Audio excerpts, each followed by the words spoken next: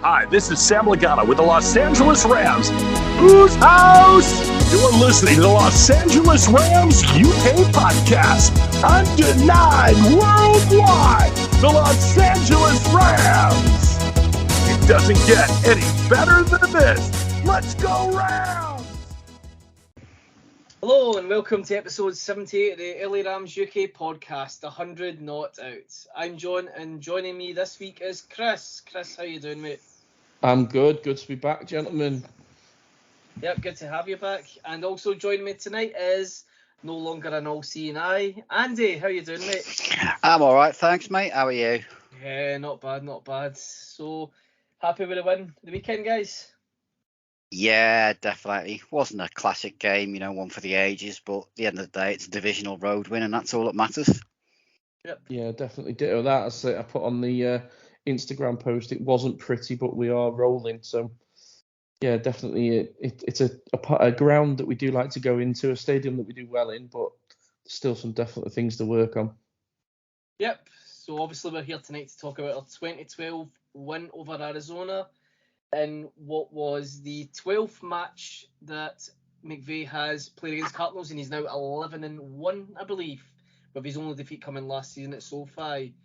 So, going into the game, the kind of feeling was that this would be a tough-fought game, potentially quite close. Chris, what was your initial thoughts on how the game played out? I think you're right in what you say. After watching what Kyler Murray had done the week before in Vegas, running around the backfield, getting a 2-point conversion, and you're thinking, okay, he's coming into a bit of form. But like you say, that record speaks for itself. And when you've got a McVay team doing what they're doing, records seem to matter to this team actually more than what they let on. We all were obviously fully aware of the record that was outstanding for the winning at half-time that we spoke about a lot on this podcast previously. And I think that now 11-1 record against the divisional rival is something that I think he's really pinning his hat on. And you could kind of see that in the first half, that they definitely worked on things for this game, which I quite liked, to the fact that we, again, going over old ground, but sometimes in the old way of playing, it never felt like we were actually playing to who was in front of us. We were just playing to a game plan. But it did feel like we played to what was in front of us, because you've got to stop Kyler Murray coming out of the pocket, and that's exactly what we did, which can cut off his arm. And yes, they did have quite a few injuries to their receiving core. Appreciate that. However, you can only beat what's in front of you. So I was impressed in that basis. There's just still some silly mistakes that are still creeping in. And we're in week 3. Some of these players have only played 3 games all season, obviously without playing in the preseason. So it's going to be time to come through it. But I was pleased to see it come out of it. And I was confident throughout the game as well. I didn't feel we were actually going to lose at any point. So no, it was interesting watch, but it was nice, obviously, not to have to go through that terror at the end of the game as we did the previous week. Yeah. Andy, what was your initial thoughts on the game?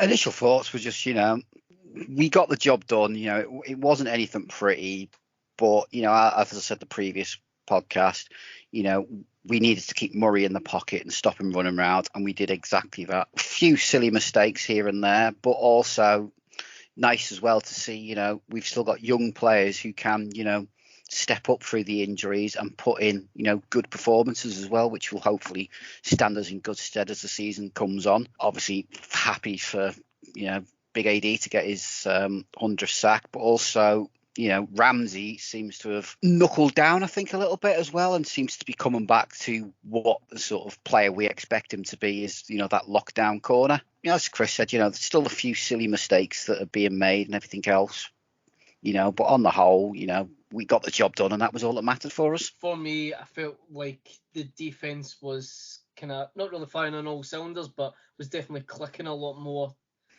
in terms of the way we're used to them playing. The likes of Ramsey looking more like himself again this week, even if his choice of socks was a bit odd. It's probably going to incur a fine, just like it did for Matt Gay the week prior. To hold him at 12 points, to hold Kyler Murray to whatever yards he's got. Like, it was a good defense. I think a good solid defensive performance.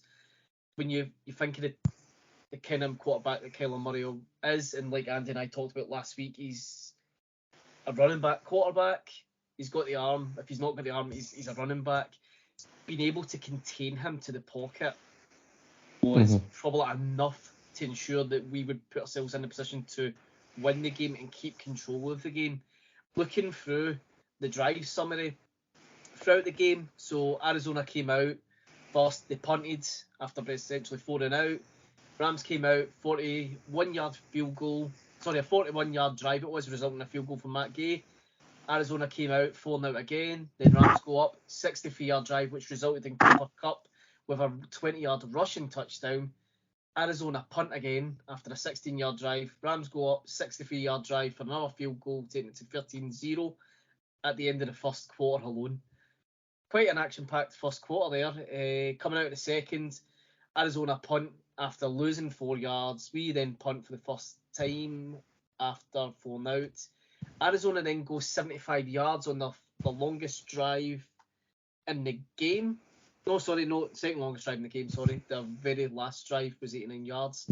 So 13-3. Rams come out, punt again, and then to kind of finish off the half, another 67-yard drive from the Cardinals to take it 13-6 at the end of the first. Coming out into the second quarter, Rams get the ball first, but go 4-out. Arizona go 58 yards, taking the score to 13-9 with a field goal. Rams then get another touchdown with an Akers rush after an 85-yard drive. Arizona then turn it over in downs after 54 yards. The Rams then fumble on the goal line. That's the Cam Akers fumble, which we'll come on to later, after a 71-yard drive. And then finally, on the very last drive, 89 yards, the Cardinals went, only resulting in a field goal again, resulting in 20-12 win to the Rams. Like I said about the defense, Chris, holding Arizona to just field goals. Did you ever feel like there was any risk of them actually scoring a touchdown against us? I think you sort of mentioned it when you said that keeping Kyler Murray to his arm, I think puts you in the driving seat.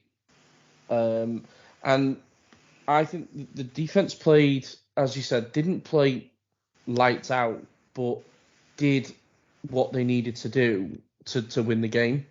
And there was a lot of things on the commentary, and they're talking about soft defense, and it's something that's been highlighted quite a bit on this. But I think it's actually, I've been thinking about it today actually, and this is me prepping, ladies and gentlemen. That doesn't happen very often. I think it's a very good tactic that they've actually employed, that people think we are in a soft on the defensive backs or on the corners, because if you looked at, you mentioned there Jalen Ramsey, he will go soft, then he'll be on the line and he's the one rushing. And it's really obviously messes up with the quarterback's eye, because he's no idea who's coming from which side, because you could either have AD coming through the middle, Floyd coming from the side, but in the next minute you've got Jalen Ramsey coming at you, and Jalen Ramsey for me is taking on a huge leadership role, I think, in this defense this year. And I think as much as AD is the guy, I think there's been some sort of conversation within that whole defense room where people have gone, okay, we need to step up here and actually not just all put it on one guy's back. And you watch him walking up and down the touchline, and he's talking to everyone. I think he talks to everyone anyway, even if they're not listening. But he just seems like he's taking something else on his shoulders himself to actually take control of it and show that he is coming into that veteran part of his career. So to keep them to 12 points, like I said before, they were missing some players. They were missing some through their own default of being suspended as well as injury. So they didn't have the weapons potentially that could have gone at us, because there was some plays that that's where they would have gone to Hopkins or whoever else. But to keep him where he was and actually not let them dictate with his legs, I think it spoke volumes really to actually playing, knowing what you were actually playing towards. What's your thoughts on Ramsey's performance, Andy? Yeah, like I said earlier, I think he's sort of, after the first week he came out, and said, that wasn't his usual standard. He wasn't happy with himself. And it does appear that he has now, knuckled down, got back to business, and looked a lot more comfortable this week. He just seemed to get around the right places where he needed to be. Like you say, he's bringing a different dimension, with the blitzers and, defending the run more as well. It's not just, blitzing the quarterback. You always seem to find him in and around, run plays. He seems to be getting his nose in, which is obviously, is going to help our run defense to go. But I just think he has just stepped up that little bit more. And as Chris said, maybe taken that leadership role of, I am the senior guy here. Mm-hmm. There's a lot of youngsters, first, second year players around here. I've got to be that focus. I've got to help get these guys in the right position, get them trained up as well, and keep their confidence going. Because I'm sure, like a lot of players, you look at Darian Kendrick and Durant, first year players, rookies, they're probably going to need that little bit of confidence from the guy, giving them a smack on the head. Well done. You've perfect thing. You covered him well, whatever. And he seems to be taking on that role, of coaching these guys up and saying to them, right, you know what, I'll help you. This is what you need to do. And I think that is only going to be good, not just for those players, but for the whole team as well. Yeah, I have seen clips of Ramsey, and it's not even just defensive players. I've seen him go up to offensive players, and and just kind of, if they've done something wrong in the last drive, go up and kind of like, it's all right, man, pick yourself up next time, just go out next time, give it your all, learn from it, and it's great to see. I think we talked about, guys like I think it was Beckham last year was seen as doing stuff like that on the sidelines to guys like Skoranek and Jefferson, giving you kind of just a bit of kind of like confidence, like, look guys, we all make mistakes, just learn from it, just leave it behind. Every play you go through is in the past, just keep focusing on the next play. And it does look like he's kind of, it's one of those ones, he's been in the league for long enough now, I guess. He is a veteran. He's kind of now starting to take on the kind of mentoring role, I guess, with the likes of guys like Durant and Kendrick coming through. Guys like Ramsey are going to be looked at to then mentor and bring those guys on as the future and the guys to, fill up. In terms of, I'm not sure he'd be quite happy being called the veteran, though, do you? Probably not, no. But he is, it's one of those ones, like, some people define veterans, only 3 or 4 seasons, and some people define them as being in over 5. I think, especially with him as well, I don't know if he maybe took it for granted of what he's seen on the practice field with these young guys. And then they went into game week 1, yes, playing a Bills team that were ready to go. Obviously, they come stuck this week, obviously, to Miami, which was a bit of a shock to me. But did he take, I don't know if he took advantage that these new guys would actually just step up straight away. He didn't really perform as well as he should have done and actually gone, okay, maybe I need to step up my game because these guys are going to follow me. I don't know. It was just something of a thought that maybe he's seen him on the practice ground. Maybe he thought, okay, they're all right to look after themselves. And then every cog didn't obviously come in. They obviously needed just to sort something out. Not sure. Yeah, I don't think it's necessarily a case of like competition, like there's a threat to his place. No, I don't think so. In the team, I think it's more that maybe to him, he's like, right, I need to step up because if I'm going to keep going the way I'm going to go, if these guys keep going the way they're going to go, it's going to create competition for me. And as a player, you'd be like, I don't want to be in that spot. This is if I'm performing subpar, I need to be above par, and it's uninterrupted. I think I said it on the first episode of the season. He did basically come out and was quite honest and frank. He says, like, no, it's unacceptable. I know what I've done wrong. I know how to correct it. I'm going out to do it. And he did that last week, and I felt again this week it was the same. Yeah, I wonder if, maybe he's took, week 1's criticism, a lot of people were saying he's washed. Maybe that's given him a little bit of a motivational and a kick up the backside to basically be like, no, I'm not washed, and I'm going to prove it to you guys that I am not washed up and past it. Because he's 28, 29 now, so traditionally a lot of corners, that's when they start slowing down. So, maybe he's took a little bit of, let's say, that to heart and gone, now I'm going to prove to you I'm still the best corner in this league. It could be the case. Sticking with the defence, the big talking point of the defence is, of course, Aaron Donald reaching that 100 milestone with sacks and counting. He's now 38 off the all-time record. He's the quickest defensive tackle to reach 100 sacks. The main question now being asked is, do you guys think he can make 138? I don't see why not, to be honest. I'd expect really probably another 3-4 years minimum out of him in the league, if everything goes to plan, obviously.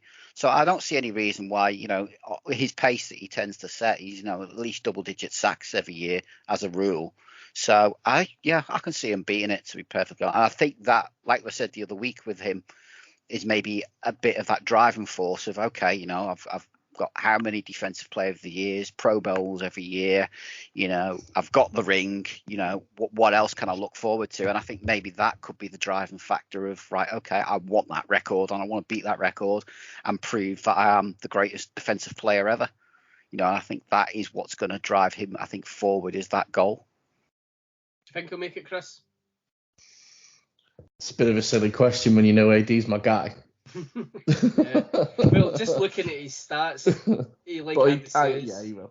He always hits double digits. The last time he didn't hit double digits was 2016, where he only got 8, and like since then it's been 11, 20 and a half, 12 and a half, 13 and a half, 12 and a half. You're talking, if he has an amazing season like he did have in 2018, he could hit it. Do it in 2. I mean, and that's being double teamed, triple teamed, all teamed. Do you know what I mean? And he's still getting those numbers. The guy's a machine. He's not made out. He's made out of granite more than anything else. And when you actually saw his interview at the end of the game, I think he knew it was going to happen, but it was like, oh, okay, fair enough, let's move on. And the interviewer, she said, I know you're not the one to talk about yourself, and he was very quick to turn it from on him to then to the team, and I think that's what he's about. But I agree with Andy. I think that could be his driving force now, because he has got every other accolade. Yeah. So I'm looking forward to seeing him get as close as, or even further past it as possible.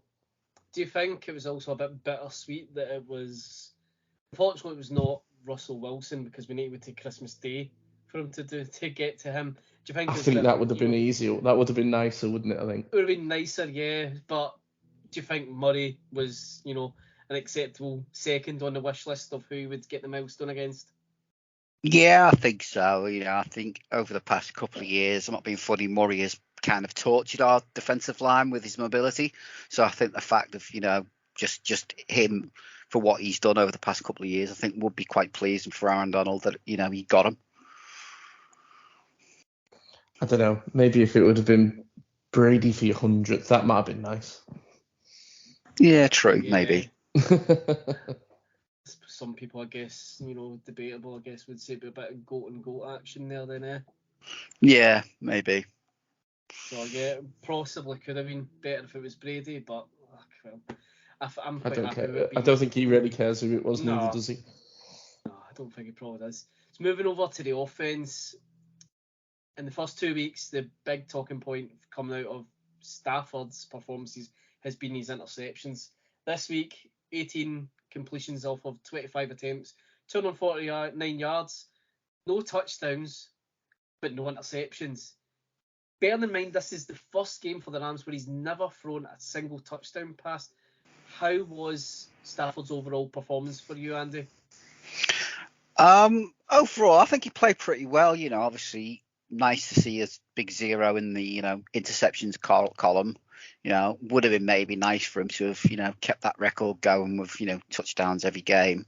But I think he just managed the game well, which is all we really needed in the end, was just manage the game. Let's be honest, I think, was it for 3/4 of the game, he was out rushing Kyler Murray, which is, I don't think anything any of us would have ever thought coming into the game, that would ever be the case. But I think overall, it was, he just did what he needed to do. He managed the game. He didn't make any costly mistakes. And, if it wasn't for, a drop by Robinson, he probably would have got that touchdown. So overall, I was pleased with his performance. Obviously, I think everybody looks at the stats and, no touchdowns in this. But at the end of the day, as long as somebody's scoring it, that's all that matters to us, is, that we're getting the job done. Chris, your thoughts on stuff? Yeah, I think I agree with that. And I don't think you can call it a drop by Robinson. I think you can call it a clanger and an absolute shocker to let that ball go through his hands. But no, in relation to Stafford, it without the interceptions thing for me is sometimes he looks like he's pushing it too far, but sometimes he's actually looking like he's trying to go through. He's trying to be too precise, and that's why he's trying to go through gaps, and the interceptions just come from that. But yeah, the sidearm stuff seems to be coming a little bit more, which is interesting. But like you say, you put the numbers on the board, and he's obviously got to put it in the running back's hand to obviously do it. And the Cooper Kupp rushing touchdown, for me, that is so much practice on the practice field with him watching film to get that timing on that as much as so obviously a passing touchdown for me is working as easy as well as that. Do you know what I mean? It's to be able to get where they are and do what those two guys do. It's pretty special, to be fair. And he's got a little bit more help in front of him now with Mr. Benjamin Skowronek as his fullback, and he knows he's got someone else watching out for him, so he can do different things, I think. Yep, just before we come on to the man you just mentioned there, Skowronek, for me, I think it's one of those games that it doesn't really matter that there's a 0 in the touchdown column, because he did get us down the field. He didn't turn the ball over once.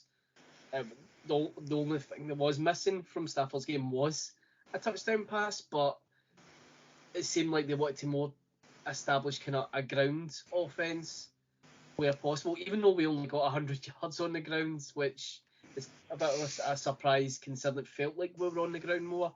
There was a few passes though he did overthrow it a few times, and there was one, I can't even remember who the intended receiver was.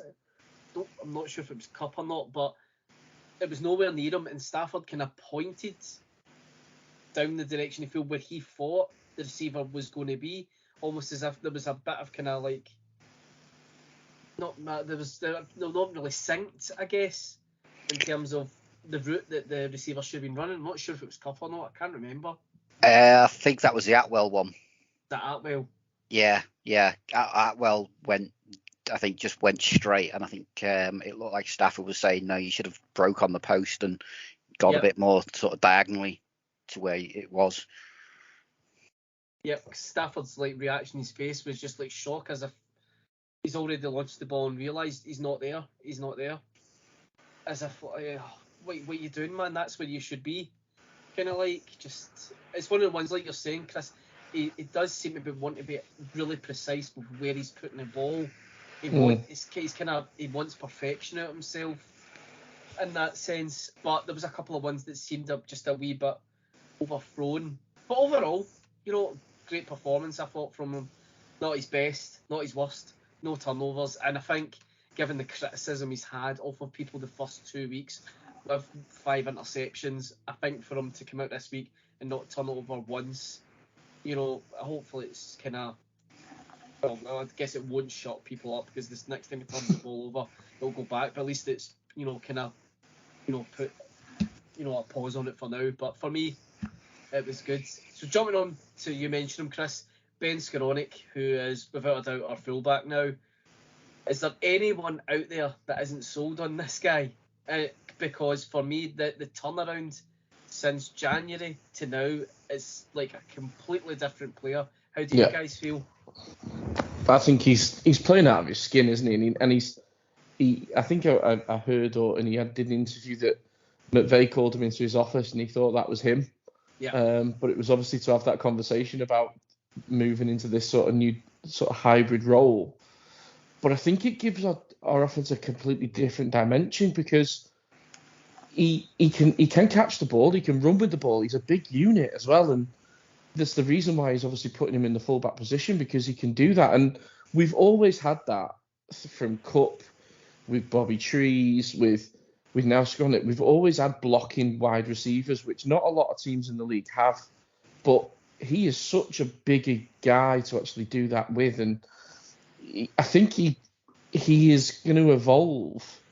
You may see other teams looking at this because they actually see the options for it, and you may see a change of, well, he's probably built like some of the tight ends in the league, to be fair. So I don't think you can't be sold with it, and it's a bit of a stroke of McVeigh genius, I think. Andy, what do you think? Do you think it's a stroke of genius? Yeah, I do. If nothing else, we've seen it now. It's confusing defenses because they don't know, all right, is he going to just stand there and block? Is he going to break out and, catch the ball? It's causing issues for defense because, like I said, they're just like, what do we do with them? So we've either got to leave a linebacker in, which is then going to create the space behind the linebacker because they can't drop, into coverage to cover, say, the middle of the field because they're like, well, is he going to come out with the ball? Or, they're ignoring him and crashing down and he's slipping out into those spaces where they're clearing out of. So I think from McVeigh, it was a genius idea of, right, how can we best use this guy? And as Chris said, he is built like, one of the smaller, some of the smaller tight ends in the league. But unlike them, he does seem to buy into the blocking ability quite well, and it is something that McVeigh likes. He likes his receivers to block, because of the wide zone sort of scheme that we play with the running backs. You need to have your receivers that will block, and he seems to have bought into it. And to be honest, even over the last couple of weeks, he seems to have got a bit better with his blocks. He seems to be getting, there was one or two, even last week where he sort of missed or he didn't quite. This week, he seems to have stepped up again another level and is getting more into those right places. So I think coming forward, he's only going to get better at it the more he does it. And I think, as Chris said, I think some teams are going to start looking at this and going, well, hang on a minute. Well, if it works for him, why can't it work for us? And we may see, an evolution of, the fullback position to more of a flexed wide receiver. And like I said, he can move around. You see him even, in the game, they'd start him out wide or bring him in, or, they'd start him in there and then drift him out wide, which then allows Stafford to see the coverage because, all right, that guy's travelled with him, so there must be a man-to-man. Or, all right, they've just moved around to the zonings, which will then, as I said last week, help Stafford dissect the defense more, which will then open up, hopefully maybe cut down on some of the interceptions that Stafford has been throwing as well. Yep, on the topic of him blocking, what about the block on JJ Watt, of all people, that Skowronek then went on to break free and catch? Of all the guys you're going to try and block, JJ Watt, one of the best defensive linemen that's been the last 10, 20 years or whatever, this wide receiver stops somebody like his track. I bet you JJ Watt wasn't happy when he realised. I would not stand in that way, put it that way. That's like a freight train coming through you. Yeah, bet you JJ Watt's been getting ripped this week for it, though. You got blocked by a wide receiver, and you got stopped dead in your tracks. But, again, that's, just to say, he's doing that well. He's picking up that blocking stuff. He is, not necessarily completely blocking, but even, just chipping the players on the way through to, maybe put them off the step a little bit, which will then help the O-line. Because if you're slowing that player down half a second because he's just been chipped out, it helps the O-line as well. So, I think, the guy is, way above. And, and let's not forget, he was also our leading receiver this week as well, which, yep, is something that, I don't think last season we'd have ever have even thought about uttering those words. I didn't even realise that till I looked today. Yeah, pre-season we were all, everyone was, is he going to get cut? And this week he's just leading us in, yards, which is good. So hopefully, like I said, The guy's got his niche, he's got his job. And, the only thing that worries me is because he is going up against, defensive ends and defensive tackles, is that at some point he might just take a big knock off some of these bigger guys. There's some out there who are 330 plus pounds that he might get injured, which then obviously, change the dynamic again. But, fingers crossed he doesn't, and he just keeps playing like he is at the moment. Yeah, just as you mentioned, Andy, Skronik was our leading receiver, 4 targets, 4 receptions for 66 yards. Higby, again, another solid performance for him, 4 receptions or 4 targets for 61. Cup, I can't remember the last time he had yards this low, 4 receptions for 44 yards, 6 targets, which ended his streak of, would have been his 16th game if he got it, of 90 plus yards in a game. And I think the last team that held him under the 90 yards was in fact the Cardinals last year. But Cup still got in the end zone with a rushing touchdown. How was it disappointing that Cup couldn't get in the game more, or do you think, guys, that it was more part of the game plan to look elsewhere? Yeah, I think, as we saw last week, the Cardinals were, they were double teaming him and they were trying to keep him out of the game, which is going to happen when you're, you're in such a focus and such a highlights. This is what teams are going to do. They're going to force him out. But I'd say it was nice to see that even though, he was out the game, we still managed to get the ball move and get the points, and win even. So, some people were saying, without Cup, the Rams are nothing. But it's nice to be able to see, okay, Cup didn't have a fantastic game. He wasn't, 90 plus yards, a couple of touchdowns. But we still managed to grind that win out, by using other players such as Skronik, Higby, and, I wouldn't say get the running game going. We'd still like to see a lot more yards, but we're getting that going as well. And obviously Cooper Kupp, he's like, okay, well, you're going to stop me through the air. That's fine. I'll just take you on the ground instead and win it. So it was good to see that we are still being able to force the results, even with them locking them out. Despite his, I wouldn't say really lack of yards, despite that. Cup was targeted the most with 6 targets. Behind him was Allen Robinson with 5 targets, but he only made 2 catches for 23 yards. And just bringing in one of the questions we get in social media from Lewis Perry, how worried is this is what it says, sorry, how worried are you guys about Allen Robinson right now? He had a ball go through his hand for a touchdown, miscommunication with staff on the next play too. He doesn't seem to be making much impact at all, even though Cup is taking away 2 defenders most of the time. How do you guys feel about Robinson so far? Do you think it's just a bit of his luck's not went his way, or do you think it's just once he's not clicking yet? I think it's a bit of both. I think he's not clicking with Stafford yet. I think they're still working on some things, a bit of miscommunication and stuff, But, the week before, he had a reasonably solid, a decent game for us.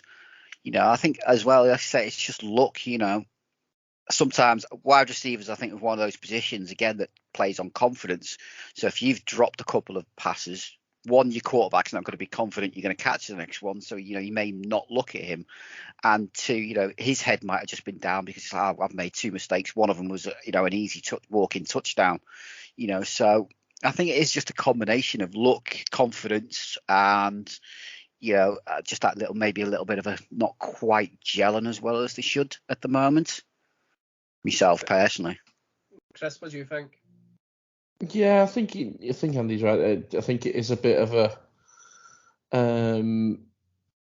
bit of both. I think he just needs a couple of things to fall for him. I think if that pass had obviously gone into his hands, and I'm trying to think now, did he turn his head at the wrong time? Was he looking? I don't really know how it went through, where it went through, why his hands so far apart.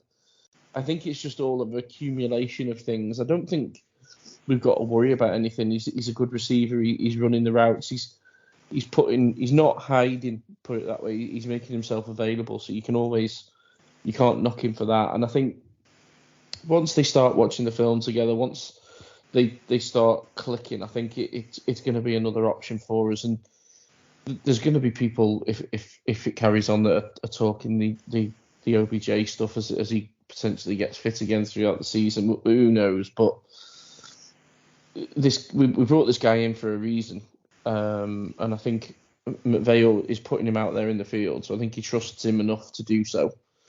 And I think things will click in it, and I think the touchdowns will come, and I think that's going to be the options, obviously, that we will have, obviously, with the cup situation, with him not taking the ball potentially as often as he did in this game, because we've always had that throughout McVeigh's coaching era, I suppose, is more options. Yes, Cooper Kupp has taken that next level on in the last few years, but he does like to have those 2, 3, 4 options, which will come through the season. Like I said before, a lot of these players, we're only into week 3, and it is only their 3rd time on the field, so it will come. Yeah, I think it's just one of those ones that he's not fully clicked. Stafford's used to working so much with Kupp, and it's one of those ones that McVay seems to, like you're saying, Chris, try to get more guys in kind of rotationally, I guess, to get more kind of like targets. And I think for Robinson, he's targeted 5 times. I said he only made 2 catches. Happens, I guess. For me, it kind of feels like the way I kind of felt with Woods last year, where he wasn't getting used in games. It didn't feel like he was getting used or targeted much in games, and he was just kind of not really an afterthought, I guess, but he just wasn't fully part of the plan. I'm hoping that's not going to be the case with Robinson, because obviously we lost Woods, and personally wasn't really kind of too happy about that myself, because I felt like he was like we're saying about Skoranek, he was another receiver that could block well as well, whereas Robinson isn't that kind of receiver. But is Robinson going to be like is he going to be like Deshaun Jackson last year, the guy we're looking for big plays out of or whatnot? Like you said, I guess it's only week 3, it's only his 3rd game. I don't know, for maybe he should have maybe seen a couple of snaps or whatnot through the pre-season, just to get him familiar with the system, than bringing him in and expecting him from week 1 to hit the ground running. Just moving on, lastly, from the offense, again, it's another big talking point. Again, Cam Akers, more snaps this week, more carries. He got 12 carries for 61 yards, and they got a touchdown. He averaged 5.1 yards a carry. But the big talking point is he fumbled the ball pretty much on the goal line, which would at the time would have put us out of sight. Looking at some of the comments we've got in for some people online, James Pearson told us that he's worried pretty much about Akers' ball control. Lump86 tells us the fumble will get all the headlines, but the main concern for him is Akers has still got a lack of burst in decision making. A couple of examples he picked out where he just seemed to ignore play design, pick the wrong lane. It's something that's forgivable for a rookie, but not someone that's a few years in now. Is there a concern that Akers is more of a short to medium term solution for us rather than a long term solution to running back? Or, in fact, Andy, I asked this question to you last week. I'll ask it to Chris first of all. Or are people still being too harsh on Akers?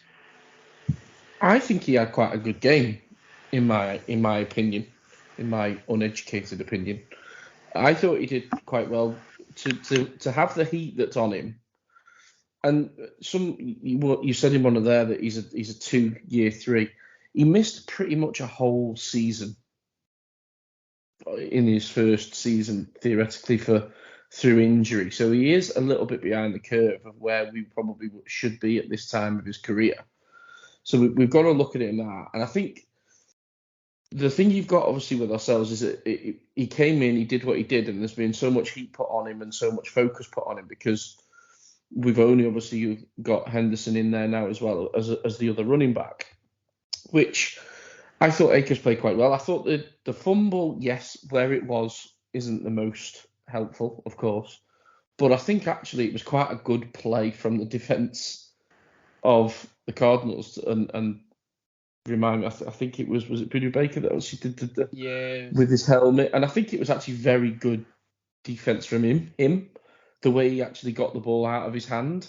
I don't think there'd have been a lot of running backs to actually hold on to that when he hit it that clean and clear. with his shoulder / helmet. I think it was good work on his part, and I think he's still young. He's still learning the game. He's hopefully obviously will know the playbook, and running backs will miss lanes every now and again. But for me, he looks like he seems like he's a confidence player. So he needs that time on the field. He needs to play the plays, and he needs people. We mentioned it earlier about Jalen Ramsey. From what the TV screens were very clever, and obviously camera work and editing is very good.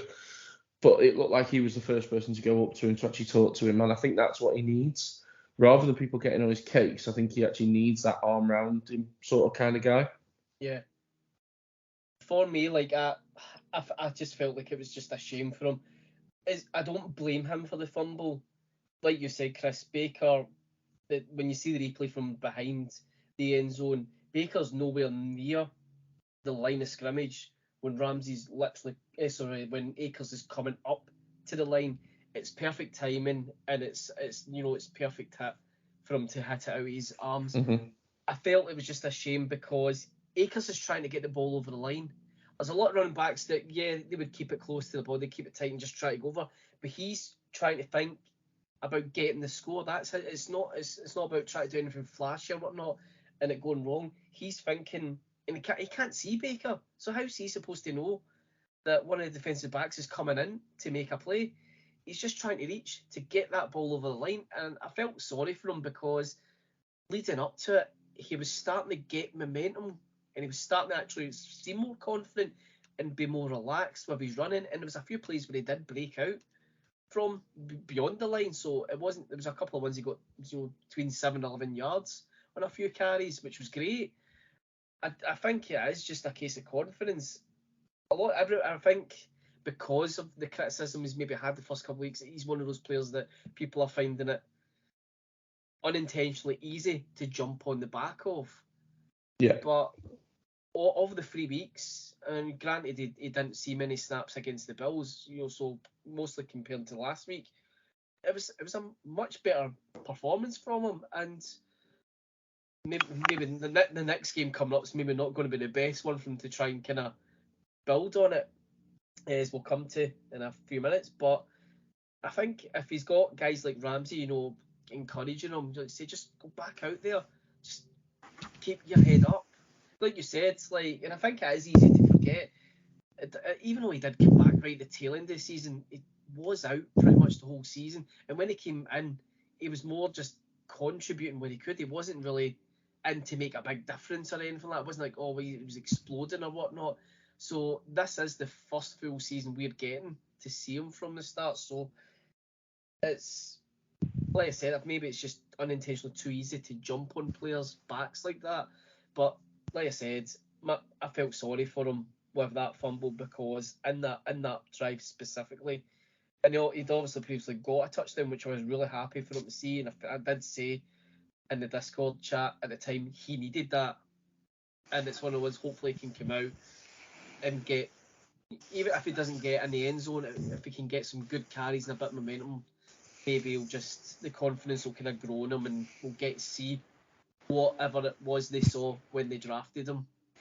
Yeah, I think, as you said, some of the criticisms I've seen, is over the top. But I think that's, again, when you're in the position where you've just won the Super Bowl, everyone expects you to go, back to the Super Bowl, wants you to go back to the Super Bowl.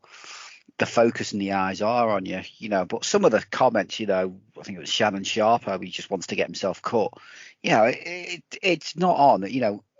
First week it was Stafford's washed, Goff's better. Jalen Ramsey's a shell of himself. Sorry, that first comment makes me smile. Seriously, week 1 it was Goff's better than Stafford. Why did you see? Sorry to interrupt, but did you see the throw up that Goff threw?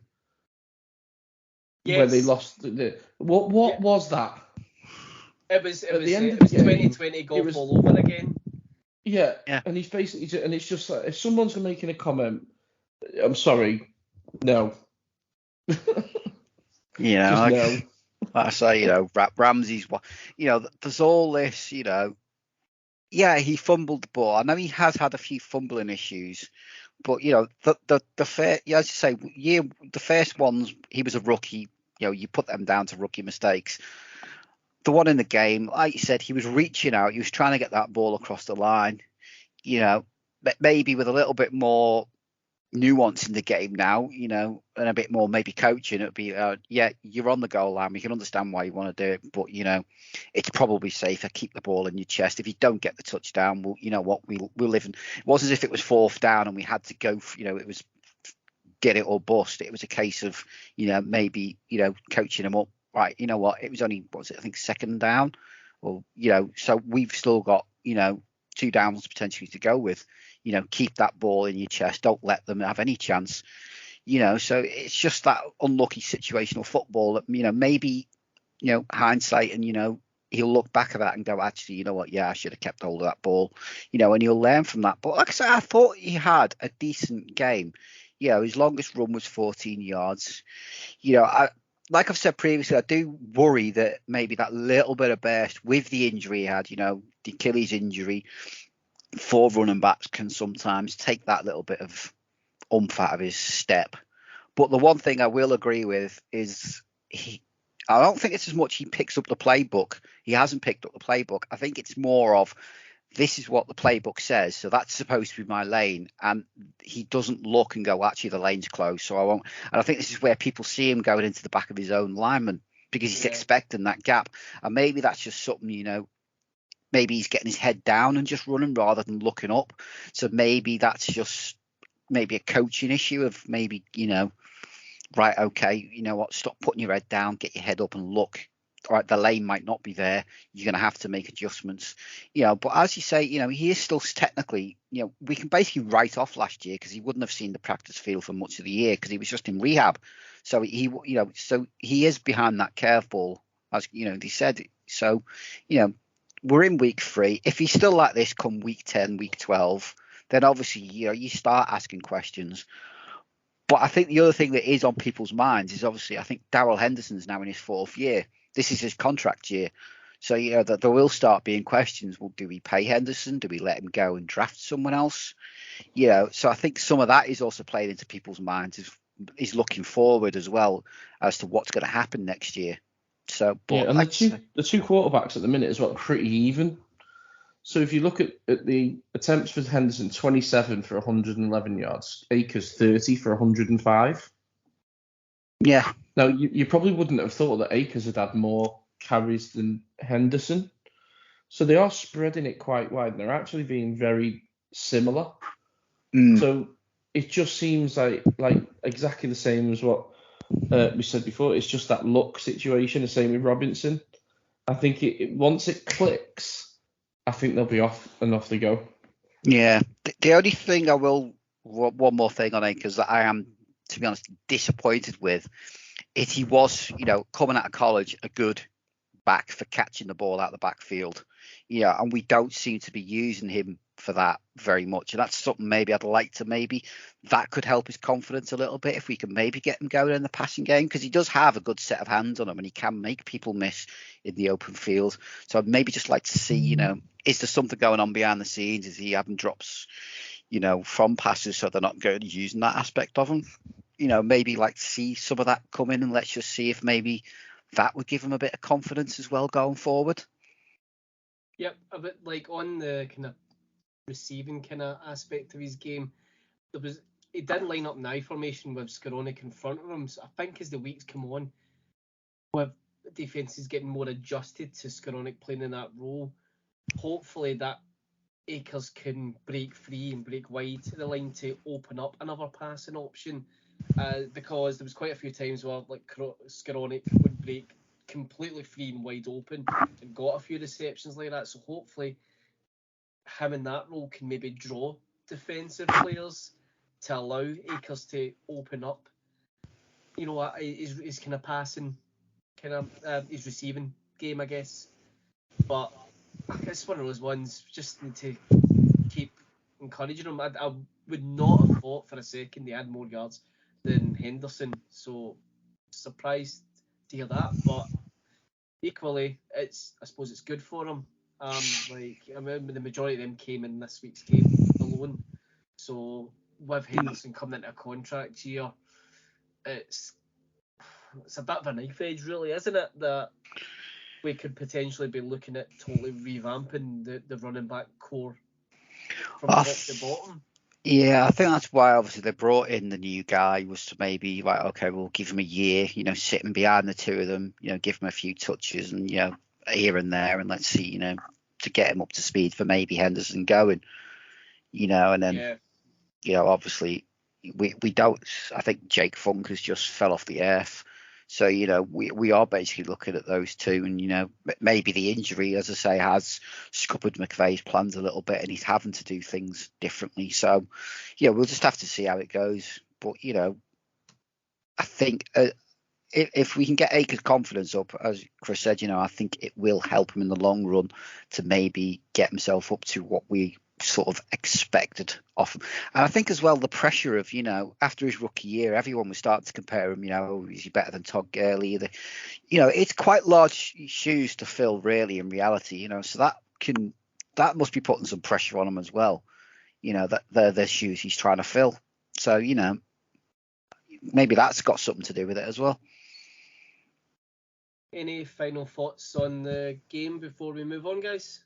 The only thing I'll probably say is, I think we touched to it, Darion Kendrick was our, total solos tackle leader and, got a pass defended as well. So, it was nice to see him come in and, didn't really miss a beat from, what we've expected. There was a few, all right, rookie mistakes, which allowed players to go. But on the whole, I thought he did well. And, again, Bobby Wagner, it's just plodding along with the same pretty much stats every week, just getting the job done for us. So I think he's slowly turning into a good signing for us as well. Chris, any final thoughts? No, not for me. I think it's just a matter of, like I said before, it wasn't prettiest, but we got the W, we move on, and another divisional game and bring it on with Jimmy G to smash his face in, basically. Yep, so this coming Monday night, or rather Tuesday morning for us here across the pond, it's Very our early. first visit to the Denham Stadium, somewhere that isn't San Francisco, as we take on the 49ers in our next divisional matchup. Game will be available on Sky Sports NFL, kicking off at 1:15 in the morning UK time. You guys staying up for it? Nope. I'll see how I feel on the day, to be honest. If I'm still awake at that time, if I'm up anywhere near that time, I know for a fact I won't have the discipline not to watch it. Let's just put it that way. I think for me, it's one of those ones that we're going into get specifically the road game against the 49ers. I prefer not to watch it. I prefer just to watch the highlights. Going on the game last season there, I'm glad I did that because it was just so frustrating to watch. But so yeah, I'll probably watch it the next morning. So, Chris, how are you feeling going into this one? Confident. To the fact that I think I'd be confident if it was Lance at quarterback. I think I'm even more confident with Jimmy G at quarterback because all I can see him is spinning around as AD throws into the floor. It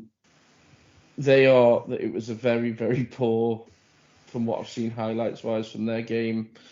Was it the Sunday night game this week? And you obviously have just seen the way that they obviously lost the game on the points and the safety. It's just like we've just got to get at them. Simple as that. And we've said it before, especially with this team, it's just straight down the throat. And I think it's one of them. It's put the pressure on, really get his head down. He will feel the pressure in this game, I think, more than any that he potentially will play this year because of what happened, obviously, last year in the playoffs and everything else. And I think it's now a matter of us actually putting a bit of a stamp down and a bit of a show the league we are the Super Bowl champions and we're out to fight it. We're top of our division. Yeah, like I said before, it's not pretty, but we are. Let's put a bit of a stamp down and show the league, yeah, the Rams are here. Andy, how you feeling going into this one? To be brutally honest, nervous. It is that game that seems to be our, banana peel during the regular season. We never seem to get it going, whether it's, the confidence of the team or anything, Unlike Chris, I would have actually probably felt a little bit more comfortable if Lance was in the game, because Jimmy G, as much as, he's not the world's greatest quarterback, is used to the atmosphere, used to the pressure of that divisional game and the rivalry. Whereas for Trey Lance, it would have been a completely, new thing for him. So I personally would have, like I said, been more confident with Lance in, simply because he's more likely to make those mistakes, whereas Jimmy G is more of that, game manager, and he just, it's what he is. And he always seems to, as a rule, tend to, regular season anyway, have more luck against us than any other team for some strange unknown reason. He normally, as a rule, looks like a competent quarterback when he plays against us. So, but more confident still than I was at the beginning of the season, simply because of how well, if nothing else, our defense is playing. I think defensively we're going to match up very well against them, and especially now, that they're losing Trent Williams to, I think it's potentially a season-ending injury. That's quite big shoes to fill, and their depth at tackle, I think Leonard Floyd, Terrell Lewis, Justin Hollins off the edge are just going to eat them alive, hopefully with any luck. So, fingers crossed. In terms of the matchup, looking at both teams' offenses, the Rams are rated at present 25th in the league. The 49ers are rated 24th. Defensively, we are rated 19th. They're rated 6th. Passing, we are rated 17th. They're 29th. Rushing, we're 30th, which is to expect. We'd be quite low down there, and they're rated 6th. Now, these games are normally described as ground and pound.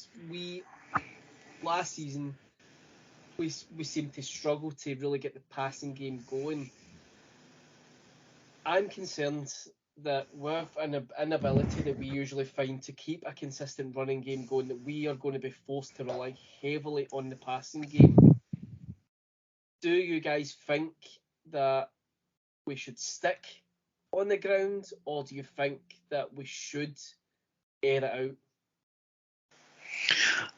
I think, again, we've just got to balance it, to be brutally honest. I think we have to sort of try and get the run game going just to keep them honest, to stop them from, hitting and blitzing us. I think, what was it, in the last game, they had 4 sacks. So they have the potential to get after us. So I think, to be honest, we have to keep them honest. We have to make them, and we may be able to get a few breaks out of that, and maybe split them apart a little bit, and then that will then allow us to get that passing game going, especially off the play action, which is I think where we will be successful, because they'll have their guys crashing down on the line, and Stafford can get out the pocket and get the ball rolling, and hopefully Robinson and Kupp and Higbee can sort of have that, and maybe even Skoranek can have that game, because again, we're playing with a different system as well. They're not going to be used to Skoranek coming out that backfield, so it'll be interesting to see. Although they have Cal Juszczyk, and he's plays that fullback role, I don't think he's as dynamic as a pass catcher as Skoranek is. So that maybe for me could be a key area to focus on. If we can get Skoranek going, that may help us be successful in the game. Chris, what kind of key areas do you think will be more critical for us if we want to win this game?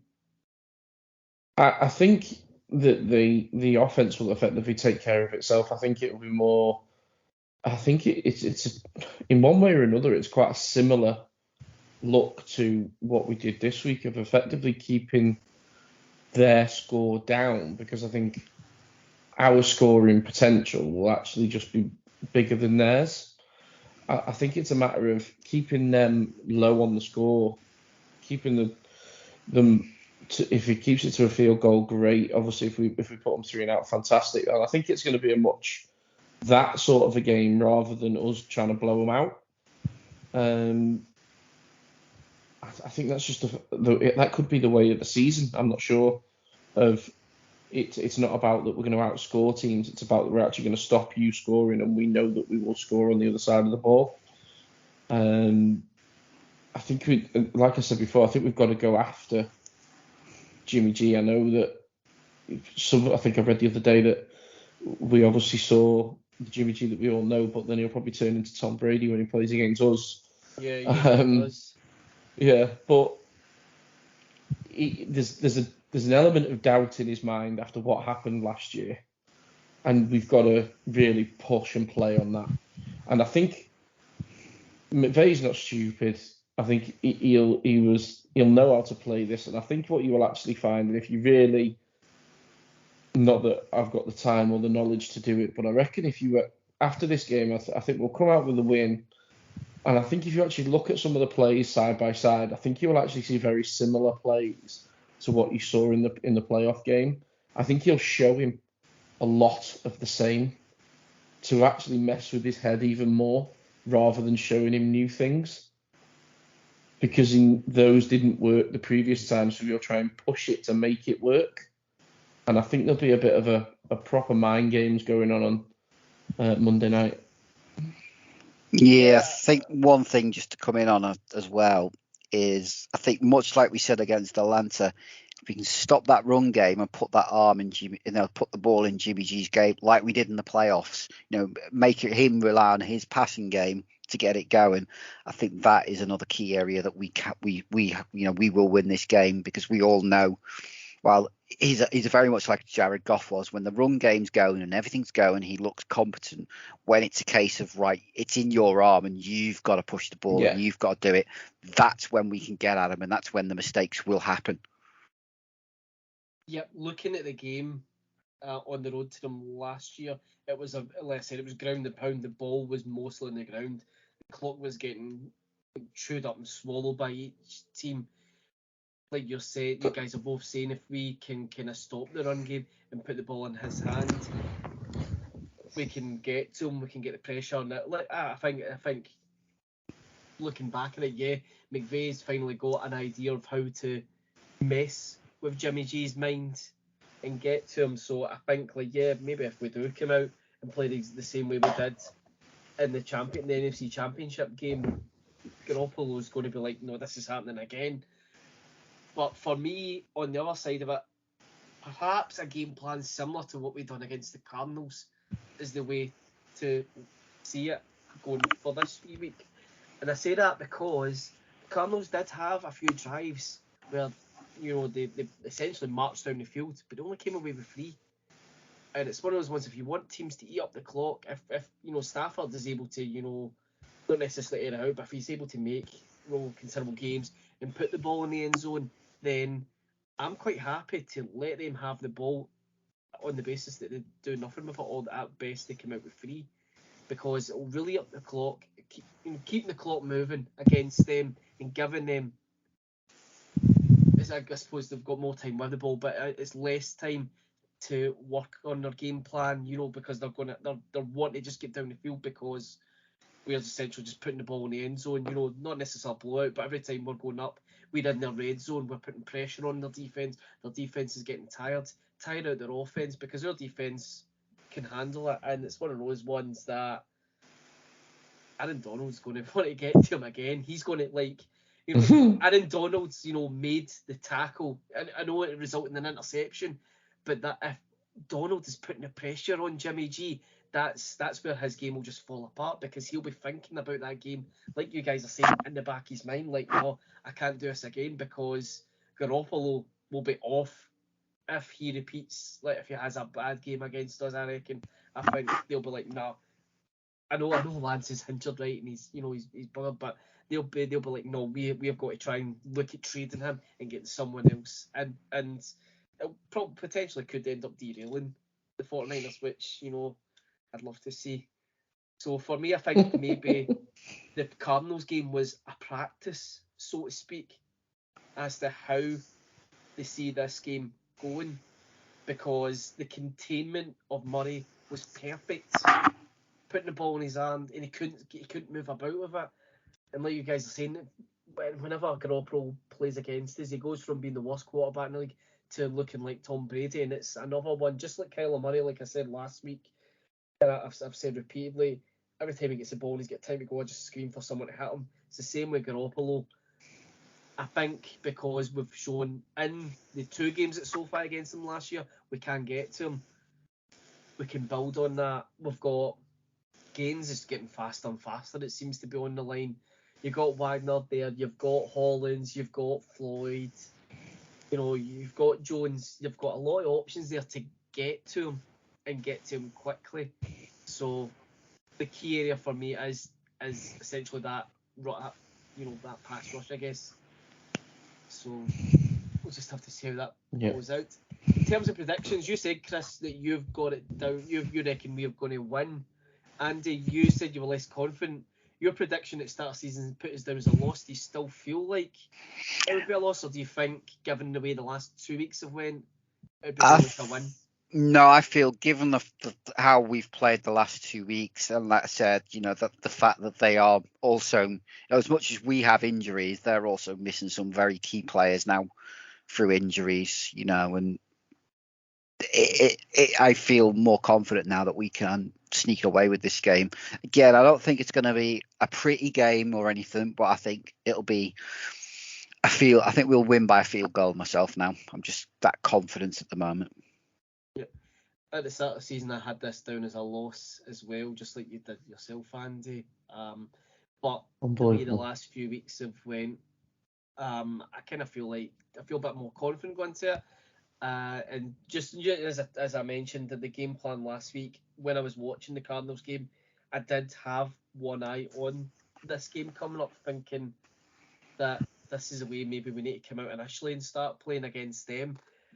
Looking at predictions across, our pool of predictors we've got from the community, 10 out of the 27 reckon we'll win, and 17 have got us down as a loss. So it's kind of more in the favour that we're going to go there and lose. But I mean, as both you guys saying, and I do agree, I'm go back on my own prediction of a loss, to think that we'll come out with a win.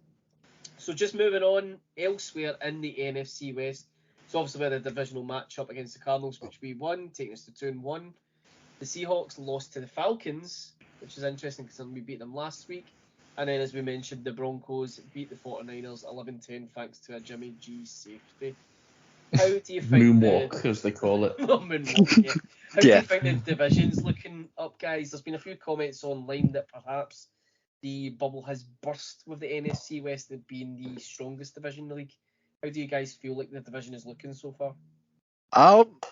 To be honest, I still think, we can write the Seahawks off. I think they are in a bust and rebuild year. I think ideally they're looking how close to the number 1 pick can we get for a new quarterback next year. So I agree. But in terms of the other 3, the 49ers and the Cardinals, I still think they could be in the playoff hunt with us.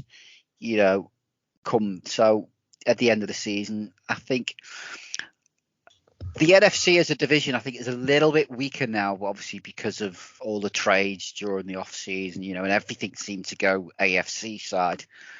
But this is the perfect time, while it is weaker, for teams like us to say, right, let's stamp our authority and let's maybe get the number 1. Let's come out number 1 in the division so that we get that extra bye week. And we don't have to play the wild card. We can just go straight into the divisional.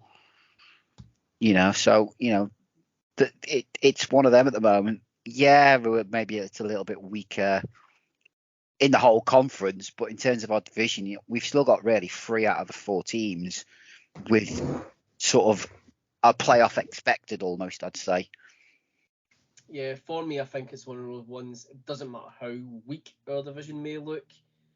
It seems to be when these teams come up against us, they seem to up their game.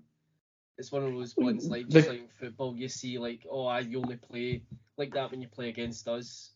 Exactly, yeah. And with the Super Bowl champs, everybody's going to up their game against us. Because if you take a scalp off us, then it makes you look better than potentially you are. You've beaten the world champs. Do you know what I mean? It's one of them, and I agree with you in relation to the Seahawks. They have lost without Russell Wilson. They're not going to fire, are they? With obviously Geno Smith throwing the ball. I think the Cardinals have got the pressure of that the Super Bowl is in their house. I think we thrived on that. I don't think they will. and obviously the Jimmy G situation in San Francisco. So I'd like to say that we're in the driving seat. We've just got to keep our heads down and move forward with it and not take it for granted. But I think the division has slightly weakened. But like you say, a divisional game is a divisional game, and I think we've still got 3 tough divisional games. Flipping it back, gentlemen, very, very quickly, if you don't mind. Yeah, I've sure. figured out what Aaron Donald wants. I know the accolade that he's after. The 138 sacks would be it. You know what he wants? He wants a touchdown. He wants McVay to put him in as a running back. That's, I think, what he will want. He wants that TD. Do you think he'll want it as a running back, or do you think he'll be like, nah? He's asked. Apparently, he has asked, and McVay said no. Yeah. Maybe do what I can't remember which team it is where they have to play their defensive tackle as their fullback on, smash plays, goal line plays. Yeah. Maybe we just need to do that with him and just, but no. Was it the Ravens a couple of years ago that played it as a running back and then he just did it as a flip pass over the top of the line? Yeah. I could just I feel it this year. I don't know why. Watch this space, ladies and gentlemen. Yeah. Do you know, once he gets that rushing touchdown, he'll then want to throw one, and then kick a field goal. Where does it stop? I was just going to say. Well, in the NFL this year, anybody can kick the ball. Yeah, I was just going to say, Noah McVay will probably line him up in the backfield, and everyone like, yeah, he's going to rush it, and then he'll slip him out for a pass and touchdown instead. Amazing to see, right enough. Oh, could you imagine it? Oh, be amazing. Sorry, I digress. I digress. Sorry. That's fine. So looking elsewhere in the league, Colts obviously stunned the Chiefs. The Dolphins presented us with not this isn't they've obviously beat the Bills, but one of the most memorable moments of the week with the punt felt around the world. We'll call it with the butt punt. I can't believe I'm going to ask this. How did you guys feel about the butt punt? Maybe that should have been the title today. Yeah, maybe so. When I actually first seen it, I didn't realise it had actually come off his backside. Yeah. I thought he just kicked it behind himself. And then I saw it and I thought, yeah, it was a short. He only had a couple of yards to play with, but that's his job. His job is to kick the ball, and it really annoys me when kickers and punters get it wrong. I appreciate it. I've played football, and I've had people running at me. I've never had people that big running at me. Well, maybe when I played Sunday League, maybe I did. But it really annoys me when they get it wrong. And I suppose that's me being quite harsh. But how can you get it that wrong? I don't know. When I was watching it, it looked like it. I thought immediately that he kicked it straight up in the air and just like it panicked. But I didn't understand why they didn't do what we did. Just play the safety. Play the safety, and then you get room to punt it out. And the commentators were even calling for them to do that, so I think they were a bit shocked that he'd even done it. And it obviously took for the replays to realise that he'd actually kicked into the guy in front of him. Yeah, that was something else. This whole season in the NFL, we're into week 3, and there's been so much going on within the league and crazy plays and crazy games. You watch the highlight shows that are on throughout the week, and they're like, we've got too much content to discuss. Yeah. There's just so much going on around the league. Red Zone's amazing to watch right now. It's probably so far it's been probably the best season to actually have Red Zone just sitting on, because not a lot of games, but it feels like a lot of games are actually really quite close. And like you're saying, Chris, there's a lot happening in them. Mm. Yeah, it seems to be, for me, it feels like either games are close or there's blowouts. There's nothing in between. You sort of getting games being won by 3-4 points, or, teams are winning by 21 plus points. There doesn't seem to be that in between like there normally is. Yep, just looking at some of the results, the Packers and the Bucks went close, the Broncos and the 49ers went close. Then you got the Eagles totally dominating the Commanders.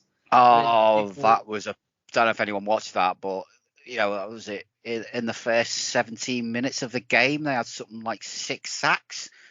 Poor Carson Wentz was getting battered left, right, and centre. You could tell the Eagles defense were like, yeah, we had to stand opposite you for 5 years. We weren't allowed to hit you. Now it's our chance. You're going to come for us big time, mate. You are getting off that 5 years frustration in your face. I have to say that I'm absolutely raging that I didn't start the Eagles in my fantasy team this week. They were worth 18 points. They were worth. I'm absolutely raging when I turned on the games and seen them, like, oh my god, man, they're like, there's nothing going to be left of Wentz when this game's done. Like, they're literally hanging him, drawing him, and quartering him before our very eyes. Yeah, I was looking this week, how I actually, feel. John. I actually did switch over to the Eagles defense this week, so I did the right thing. I had a shocking week of mine. In 2 of my leagues, I had Lamar Jackson as quarterback and still lost both games. The guy I was up against had Jackson as his quarterback, and he got nearly like half the points that he amassed. Yeah. So, was there anything elsewhere in the games that stood out for you guys? Yeah, one that stood out for me was the Tenants, the Chargers, getting absolutely smoked by the Jaguars.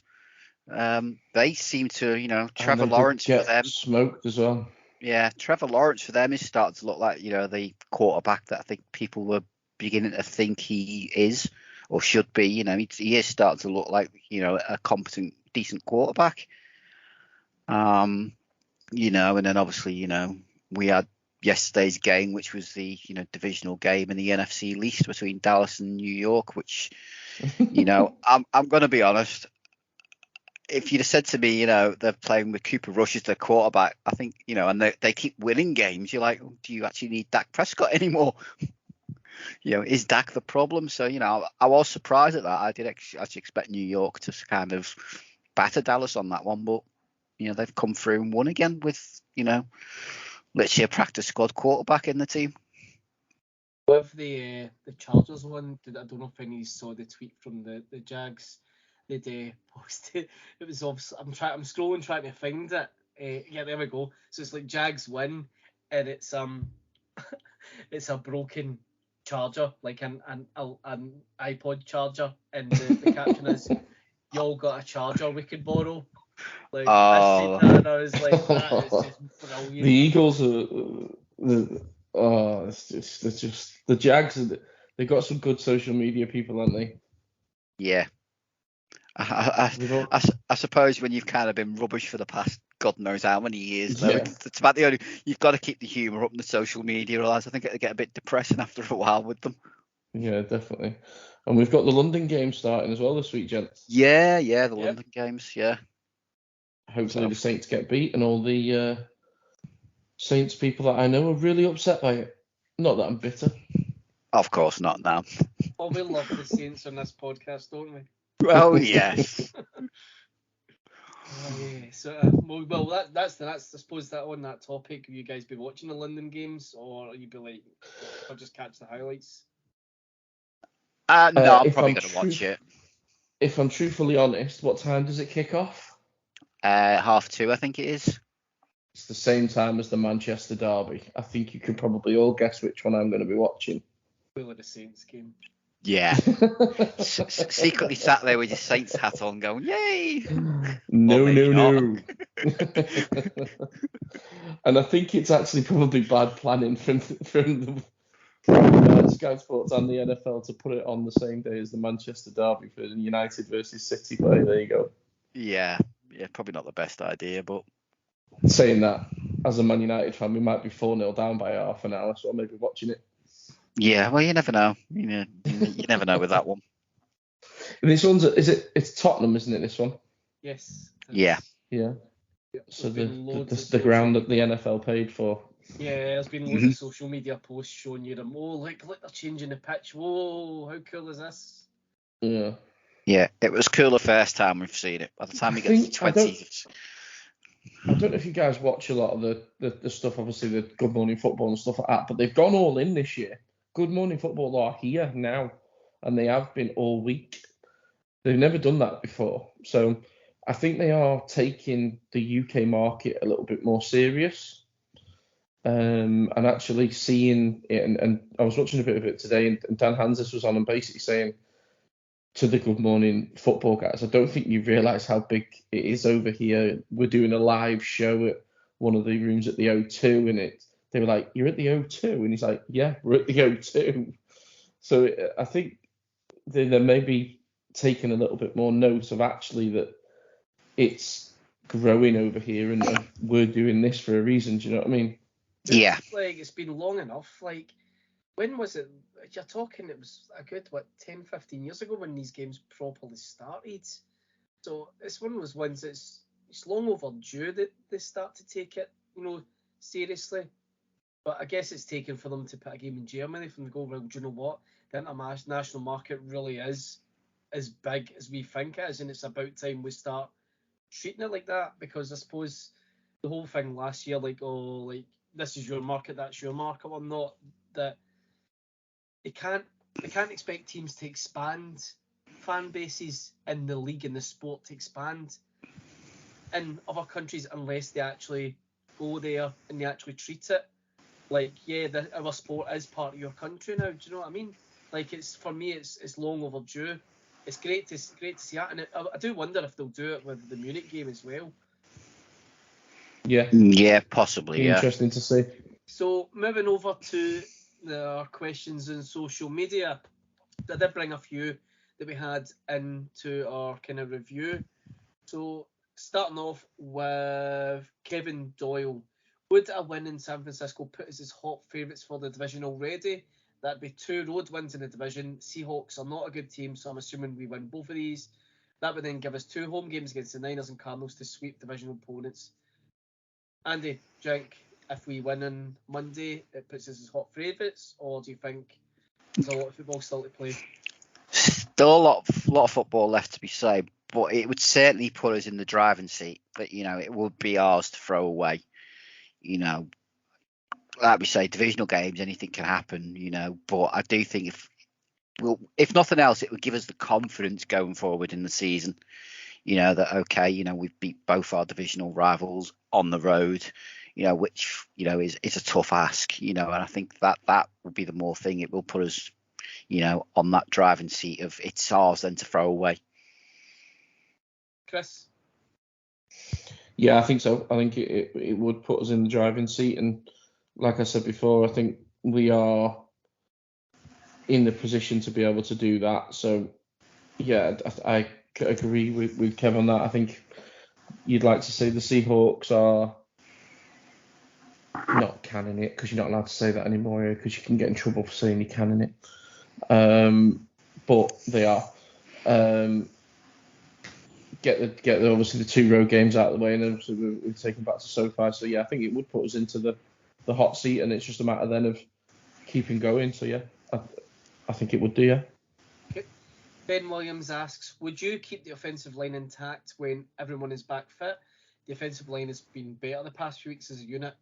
Chris, do you think we keep it going the way it is, or do you see the guys who have been moved into different positions moving back to where they should be? I don't know really. It's a tough one, that, isn't it? Because you don't want to fix something that isn't broke, I suppose, but you also give guys the look that they're the starter. I think it's a tough one. It all depends on where we are at that point and how fit people are, I suppose. For me, and I'm not a big fan of bringing someone in just because of who they are. You've got to earn it. So I think it's hard, obviously, to earn it when you're not playing, but you've got to show that you want it. So I don't know. I'm not sure on that. For me, I would say it's one of I'd agree. If it's not broke, don't fix it. Week 1, with everyone out there on the line, we got absolutely decimated. Last 2 weeks, the defensive line has performed a lot better at protecting Stafford. But are they going to be as good at protecting him if they come up again? If you put the way we've got the offensive line now, if you put them back up against the Bills, would they stop that rush coming? I think it's one of those ones. We need to see how the kind of season's going to go in terms of who we're coming up against, because you can only block and protect against who's in front of you. Granted, they have played well the last 2 weeks as a unit with guys moving about due to injuries, but I think it's one of those ones that we kind of need to see how the season develops.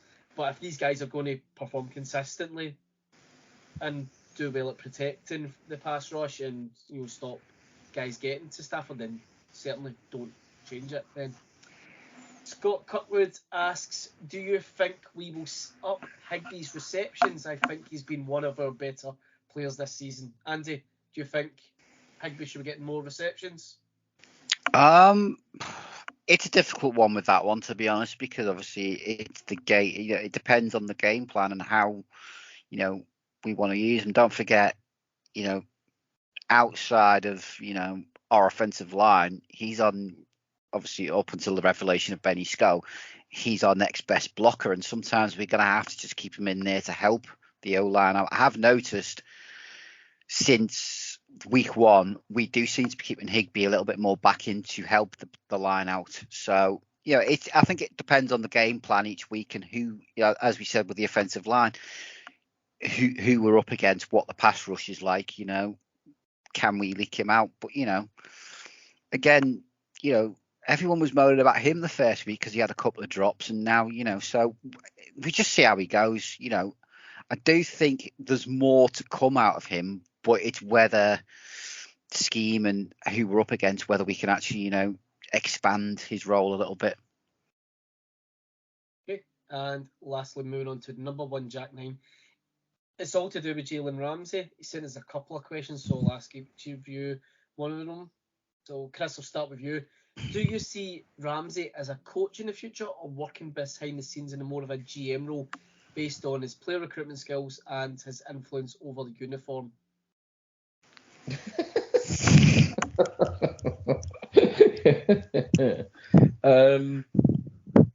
If I'm truthfully honest, I don't see him in either. I just don't know if he's that kind of a guy. I think he's a very good leader on the field, but there's a lot of good leaders on the field that then don't obviously go into the coaching world. Do I see him as a GM? I think that'd be absolutely crazy. Crying out loud, he might be quite a good GM in Vegas, maybe. That's a bonkers question. I love it. But no, I don't see him in any of them. Great, cheers. Andy, so that's a kind of, it's a double barrel question. So, in fact, I'll ask each of your thoughts on this one after this one. Right? So, the question is basically, when his kind of career starts getting a bit further on, do you think that Ramsey could make a good safety when his corner days numbered, in terms of what we said earlier on, in kind of late 20s is when corners start to kind of lose their speed. So do you think with his ability to read the game that he could perhaps transition into a role as a safety?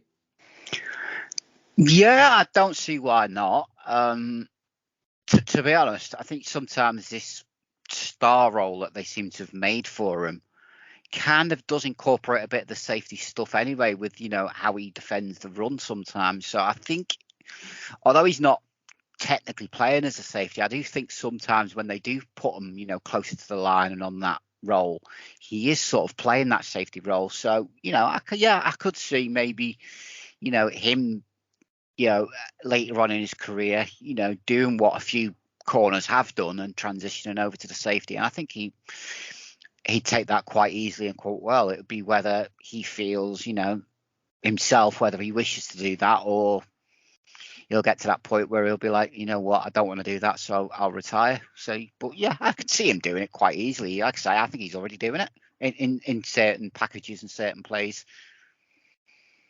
Lastly, to ask both of you, what do you make of the Sol socks? Oh, I was like, did someone forget to pack socks? Did they not pack enough socks for the poor guy? Was this just his statement? I think of everyone noticed me because I'm going to have a really good game. You don't know with them, but fair play to him. And I believe someone said he went to USC to actually get the socks from there. So he's obviously gone out of his way to do it because of so. But I am surprised we haven't heard off the league yet that he's received a fine for it, which is a bit, normally by Monday, evening our time, you'd normally hear that who's been fined this week, and the fact we haven't heard anything is kind of like, has he got away with this, or yeah, Matt Gay got fined for showing a bit of leg. Yeah, I've never understood that one for kickers. At the end of the day, it should be whatever's comfortable. They're not exactly in there tackling or, like some players. I didn't understand that one. But yeah, I say I'm more shocked, as I say, that we haven't had any announcements of a fine yet. I'm just going to quickly check Twitter now in case I've missed it while we've been online. Myself, and I'm quite surprised as well. Yeah. It's what pathetic, about you, Chris? isn't it, really? It's pathetic, isn't it? Yeah. It's the colour of the uniform. I've just been watching some highlights where the Patriots were playing, and they have guys wearing red Under Armour, their shirts, where other people are wearing blue. Does it really matter? No. I appreciate that there's a protocol that you've got to stick to, but it's still within the colour code of the uniforms. Just let them play ball, man. Yeah, I agree with you. I think so. As long as they've got the main safety equipment on, what colour Exactly. socks or to be honest, the one that winds me up the most, in fairness with the league, is shoes, the cleats. What difference does it make whether they're bright coloured or not? Yeah, no, I was like shocked that we haven't heard anything yet about it. So last thing we need to do here, guys, before we wrap up now, is pick our players of the week. Chris, could you tell us who you think your player or players of the week is? I'm going to go with Andy's name for him now because I quite like it. Benny Sco. Love that. Andy, do you want to pick a defensive one for us? Because in the first episodes we've seemed to have picked one from either side of the team. So who would your defensive player be? I'm going to go with the young lad, Derian Kendrick. I thought rookie, first game, the pressure of, it's a divisional game on the road. I thought on the whole, the lad played well. He did what we wanted him to do. So, full marks to the guy. I think he deserves it on the defense this week. Okay, so there you have it, folks. Ben Skowronek, 2-time player of the week for us this season, and Derian Kendrick, our defensive player of the week. So that about does it for this episode of the LA Rams UK podcast. Chris, anything you want to add in before we wrap up? No, good to be back, gentlemen.